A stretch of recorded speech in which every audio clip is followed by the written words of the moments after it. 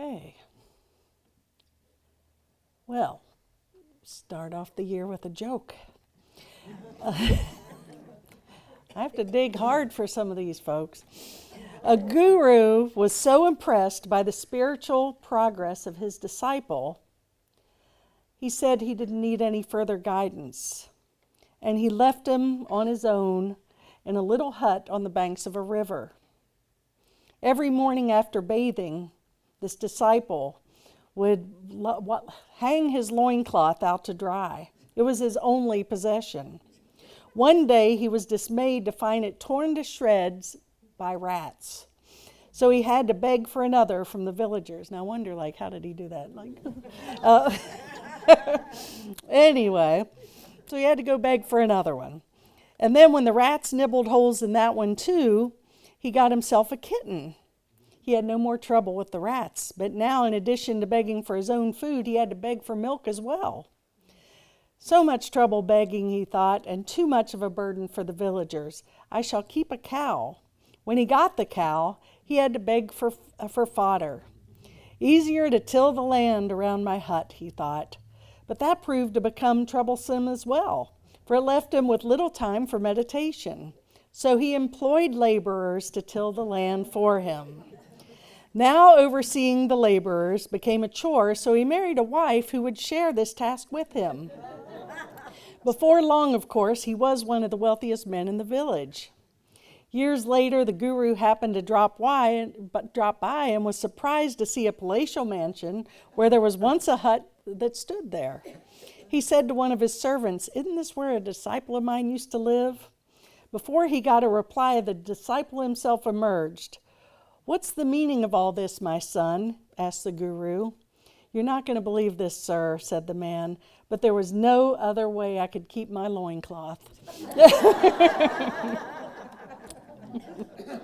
There you go.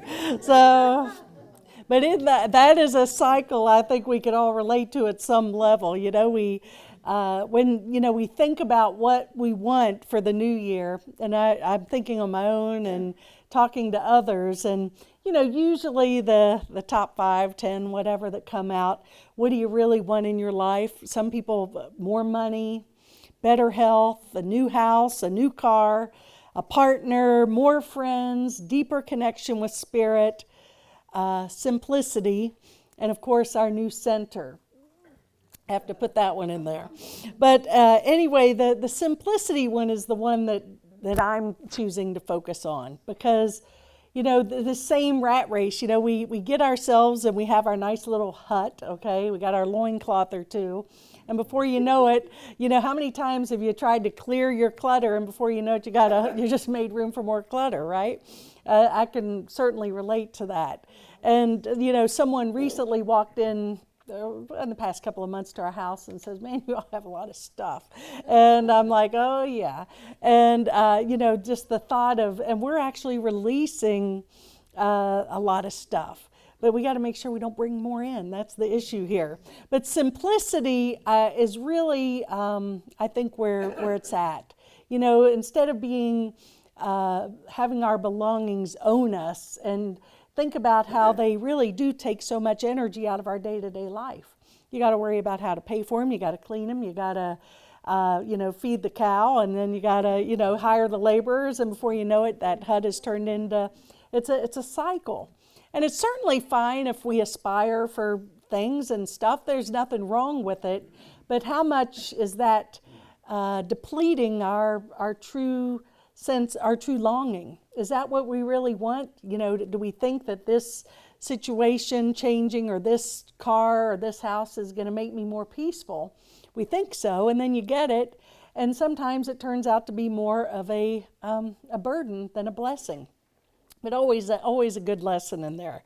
But simplicity is my focus for this new year, and being aware. And I'm so grateful that we have this wonderful meditation that's just recently started. It's a great way to start the day, and I hope you'll join us either in the room or from your home at 9 a.m. in the morning, because it's so wonderful to take those 45 minutes and be still and just connect with Spirit.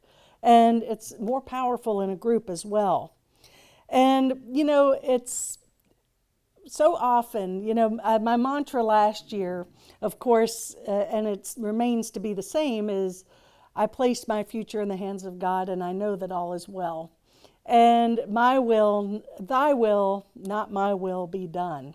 And I've tapped into that my will thing long enough to know that makes it more difficult sometimes. And I just have to surrender and let go. And I think we can all relate to that, and how we're choosing simplicity and more meaningful experiences in our life. And Yogananda, Paramahansa Yogananda, who I just love, and I'm so drawn to his teachings, and I'm really looking into the possibility of I've tried to make contact, it hadn't happened probably because of the holidays, with their center to figure out if we could have some sort of self-realization teachings here and what that would take. I think that would be a great thing for us to offer here. And, some of the little quotes that he shares are beautiful. And he says, live quietly in the moment and see the beauty of all before you. The future will take care of itself. And I just love that. It's like, we don't have to worry about the future. We can let go of the past. Just look at the beauty around us and feel the beauty in this moment, in this room right here, and just all the wonderful souls that are here today. We are so blessed. There's so much in this moment. And if we build on the beauty of the moment, that just is creating our future, truly. And the next thing he goes on to say is, be as simple as you can be, and you will be astonished to see how uncomplicated and happy your life can become. And it's simplicity, goes back to that theme of simplicity. I think at least those of you that I've spoken to at some level, I think simplicity and order is big in our desire for the new year and the desire for our life. And so it's up to us. Swami Yogananda, his teacher was Yukteswar, and he said, forget the past. And he said, the vanished lives of all men are dark with many shames. Human conduct is ever unreliable until man is anchored in the divine. Everything in the future will improve if you are making a spiritual effort now. And so again, the new year, the greatest part of the new year for me is, it's like, okay, last year when I was reflecting back, it was like an awesome year. I was like, wow, that was so much great stuff. And then I'm like, oh man, there was so much other stuff too. And, and it was like 2 moves and just this and that, and my mother getting sick and a lot of other things, and back and forth, and, my tongue's hanging out. And I'm like, that's not where I want to be anymore. I want that peace and that simplicity. And I love this. We have to really be willing to be present and forgive the past, let go of the past. Now, a lot of you guys, who in here has done the lessons of A Course in Miracles? Okay, several.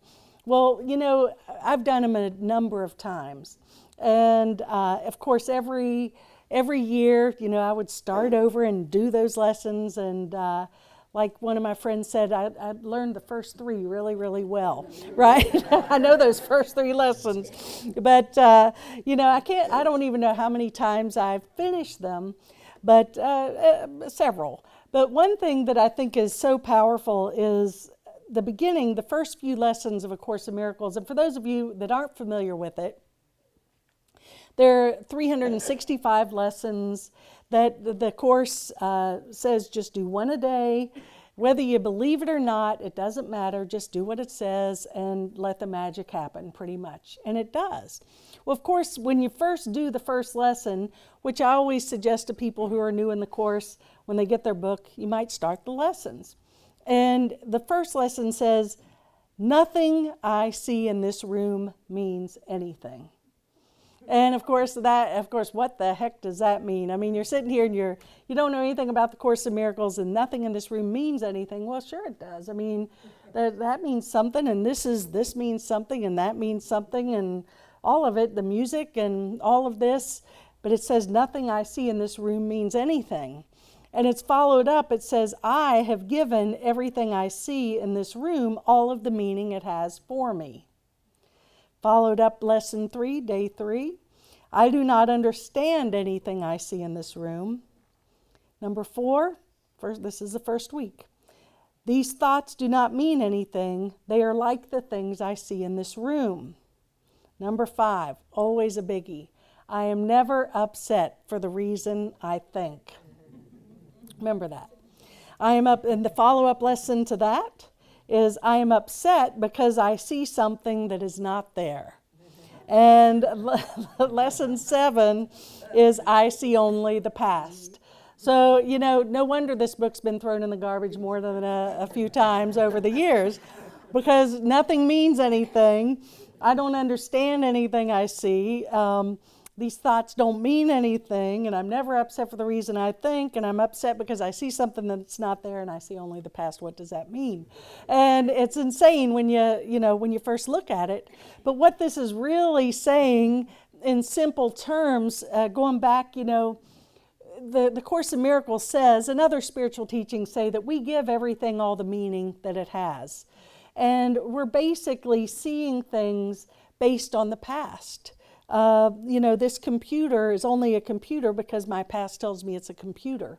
And all of my past feelings and thoughts about myself and others, and if I didn't have my past experience, I would only see the love and the perfection. But I've got to let go of that wheel of the past, all of those programs and beliefs of the past. We may feel justified. I got to, anchor this in because, this really upset me. And there is a little gray area, I think, where there's room for healing. I think that the Holy Spirit will work with us and help us to undo all of our past beliefs about the past that we've made up that aren't real, and that we're really not upset for the reason we think. We think it's because you did this or that happened in my life that I'm upset. But really, the only reason we're upset is because I made a demand on myself or someone else that didn't come true or didn't work out the way that I wanted it to. Goes back to I had an agenda and I expected you to do something, or I expected this situation to be a certain way, and since it wasn't, I'm upset. And so to fully release the past it's possible. I do believe that. I wouldn't be here if I didn't believe it. And I know that there's still things that I hang on to, and maybe some of you guys are still hanging on to, and it's okay. But it goes back to the quote in the Course in Miracles. It says that delay is meaningless in eternity, but so important in time. I mean, what are we waiting on? It's like, why is it really that important? I'm sure you all have heard that how many people are on their deathbed, how many of those folks say, I wish I would have spent more hours in the office? Not many. We really, what is it, that we want to do, and do it now?